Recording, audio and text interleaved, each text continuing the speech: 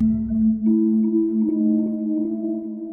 had always wanted to go on a Caribbean cruise. The idea of spending days at sea with no worries, enjoying the ocean view and the luxurious amenities of a large ship, seemed like the perfect experience to recharge. When I finally managed to book my vacation, I didn't hesitate to choose one of the most famous and highly recommended cruises. Little did I know that this peaceful and relaxing trip would turn into a real nightmare. My cabin was on the 8th floor, one of the farthest from the ship's center, which I liked, as I wouldn't hear the noise from the entertainment areas. The room was comfortable, with a small window overlooking the endless sea. As soon as I arrived, I began to feel at peace with the environment, happy to be there. But that feeling of tranquility didn't last long. On the first night, after dinner and a walk on the deck, I returned to my cabin to rest. It was around 11 p.m., and the gentle rocking of the ship was starting to make me feel drowsy. That's when I heard soft knocks on the door. I thought it might be a crew member delivering a message or even a lost passenger. So I got out of bed and went to the door. When I opened it, the corridor was empty. I stood there for a few seconds, looking both ways. No sign of anyone. I thought it was odd, but decided not to make much of it. Maybe it was a drunk guest playing around or even a crew member who knocked on the wrong door. I went back to bed, thinking it was just a silly detail. But when I closed my eyes, the knocks returned. This time they were louder, more insistent. I quickly got up, convinced that there was definitely someone there.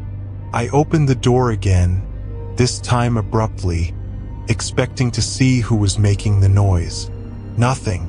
The hallway was completely empty, illuminated only by the cold lights running along the carpeted floor. There were no footsteps, no one in sight. I closed the door forcefully, starting to feel a discomfort I couldn't explain. How could someone knock and disappear so quickly? And why would they do that? Even though I tried to convince myself that it was just my mind playing tricks, I couldn't relax. I spent the night restless, with a strange feeling that something wasn't right. On the second night, things got worse. After a long day of excursions on an island, I returned exhausted to the cabin. I was determined to ignore anything that had scared me the night before. I took a shower, lay down, and started reading a book, trying to relax before sleeping. Around midnight, I heard the sound again. 3 quick knocks on the door, followed by a faint dragging noise. My heart raced. I got up slowly, more cautious this time. I stood still for a moment, trying to listen for any other sound from outside. There was absolute silence. When I opened the door, the hallway was empty, but this time I felt something different. There was a pressure in the air, a strange feeling that something was nearby. And then I heard what sounded like faint breathing, but I couldn't pinpoint where it was coming from.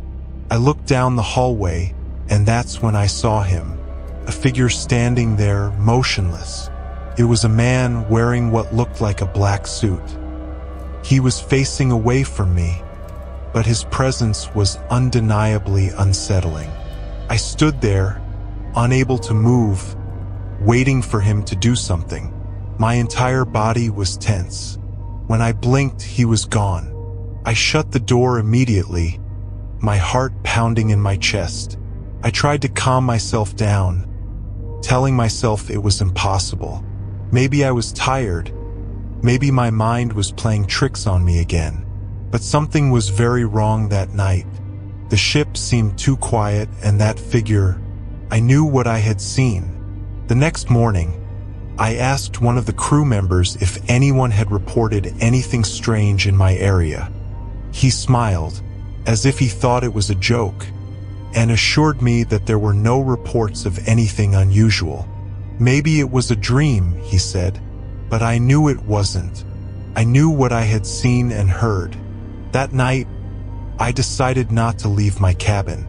I locked the door and lay in bed, trying to ignore any sounds or sensations. But, as if it knew I was waiting, the sound returned. The same knocks, followed by the breathing.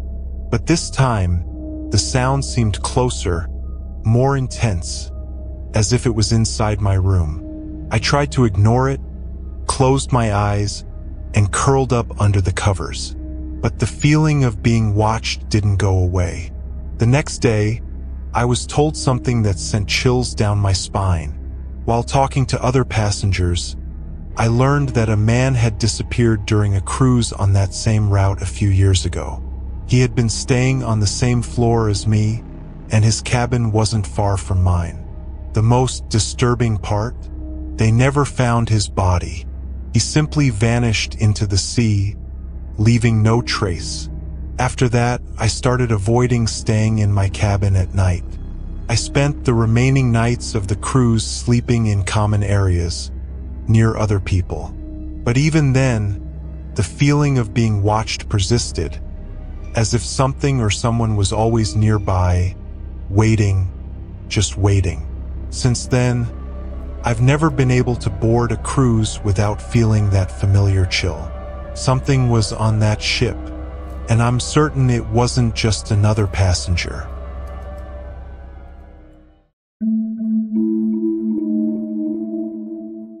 I have always had a slight fear of elevators. It wasn't anything that paralyzed me, but there was something about being trapped in a suspended metal box that bothered me. Still, I never let that fear control my life, and during my vacation trip, I tried to ignore the discomfort. After all, I was on a luxurious cruise ship, about to enjoy a week of relaxation at sea, and the elevator was just a minor detail among all the attractions.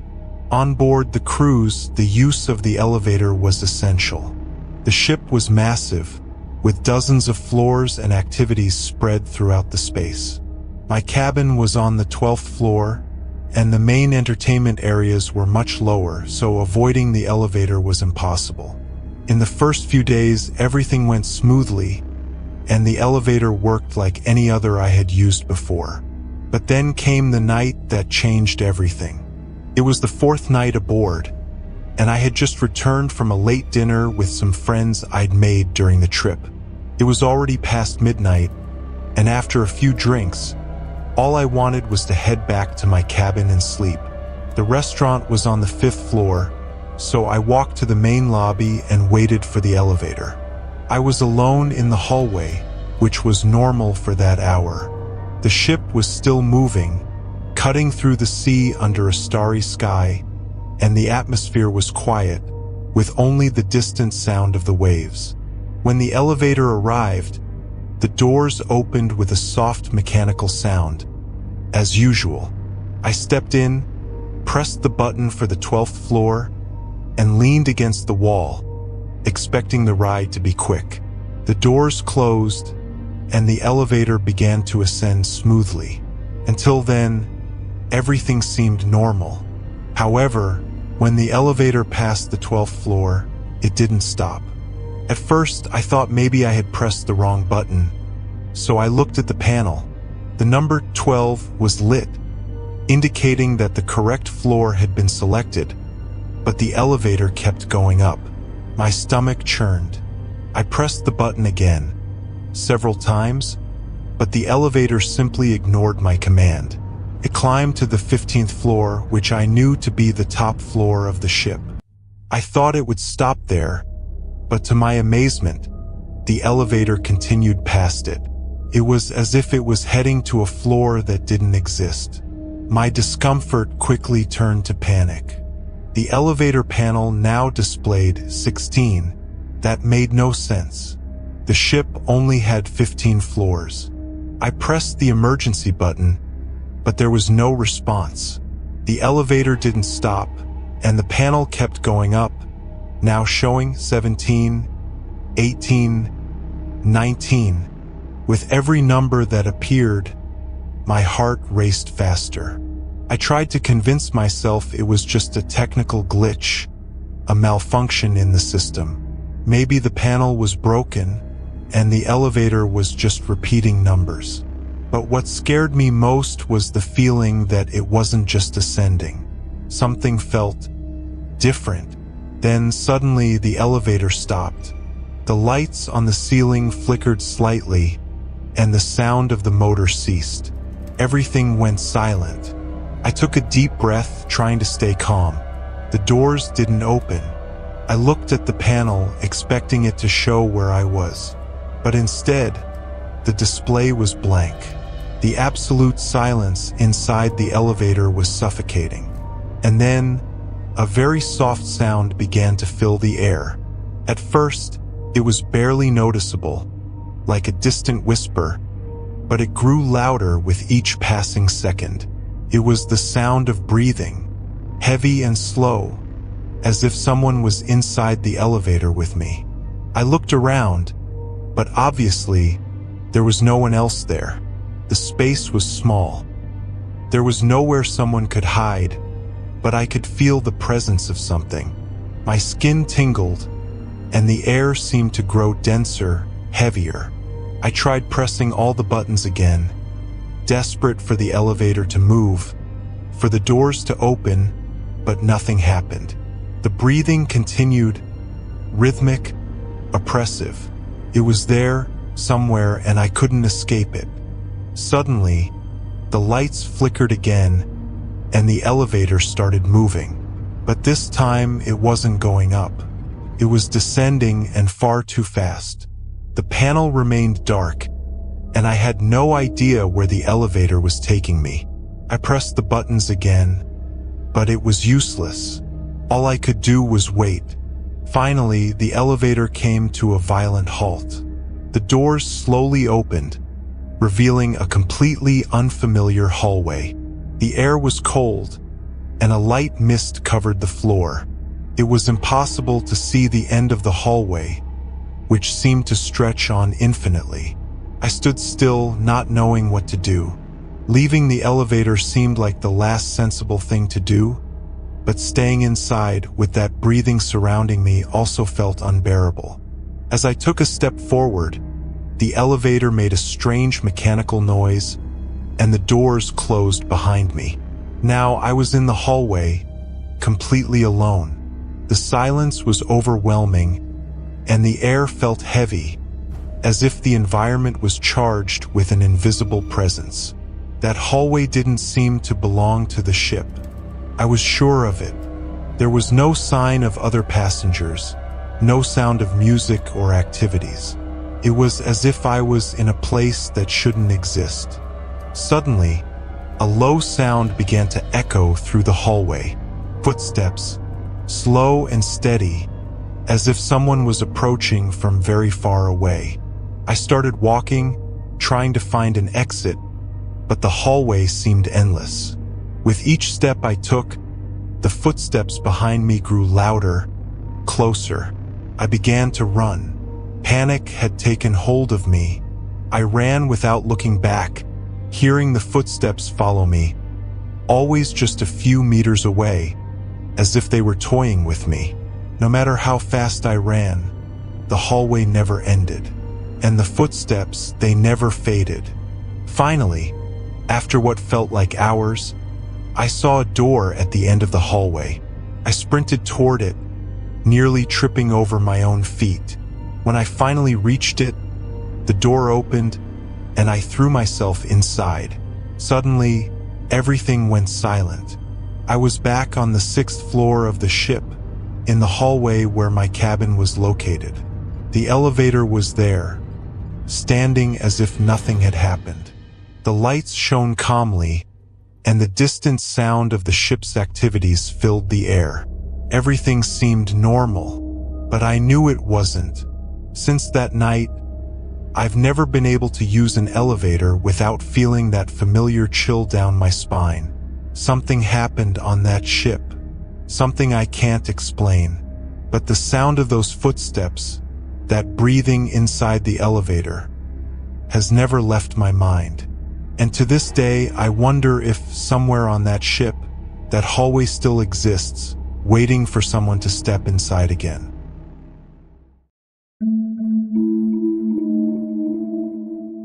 I've never been someone who's easily spooked. I've always been the rational type, the one who looks for logical explanations for everything.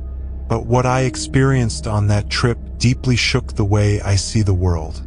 I was on a Mediterranean cruise, something I had always dreamed of doing.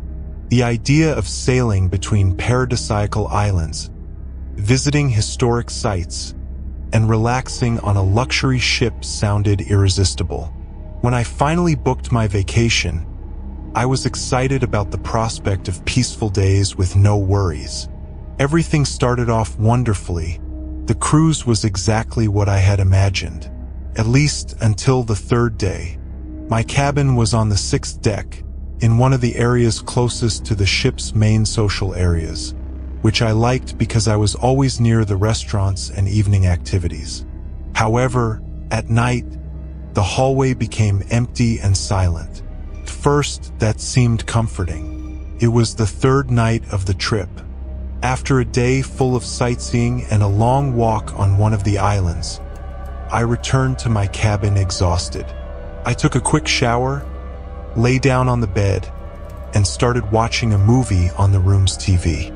The gentle rocking of the ship, combined with the distant sound of the waves, was beginning to make me feel sleepy. That's when I heard a soft sound coming from the hallway. It sounded like the faint shuffle of small feet. At first, I thought it might be another guest, perhaps a child who had gotten separated from their parents. It wasn't unusual to see families with children on the cruise, so it didn't seem strange to me. I ignored the sound and continued watching the movie, but soon after, I heard it again. Light footsteps, as if a child was running down the hall, followed by a faint giggle. The sound unsettled me. It was almost 11 p.m., a time when families with young children should already be asleep. Curious, I got up and went to the door of my cabin. I opened it slowly and looked down the hallway. It was completely empty. There was no sign of anyone. I closed the door, thinking maybe the sounds had come from a floor above or below. I returned to bed, trying to convince myself that it was just my tired mind playing tricks on me. However, as soon as I lay down again, the footsteps and giggles returned. This time, they were closer, as if the child was running right past my door. My heart started to race. I felt a chill run down my spine. I got up once more, and with more caution this time, opened the door again. To my surprise, the hallway was still empty. The silence was absolute, which made the situation even stranger.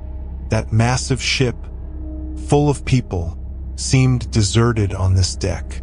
I stood there for a few seconds, looking both ways down the hallway, waiting to hear or see something. That's when I noticed a quick movement out of the corner of my eye, near the end of the hall. It was a small figure, almost imperceptible. A child, standing there, wearing a white dress, facing away from me. I froze. Who could that child be, and why were they alone in the hallway at that time of night? "Hey, are you okay?" I called out, my voice sounding more hesitant than I intended. The child didn't move.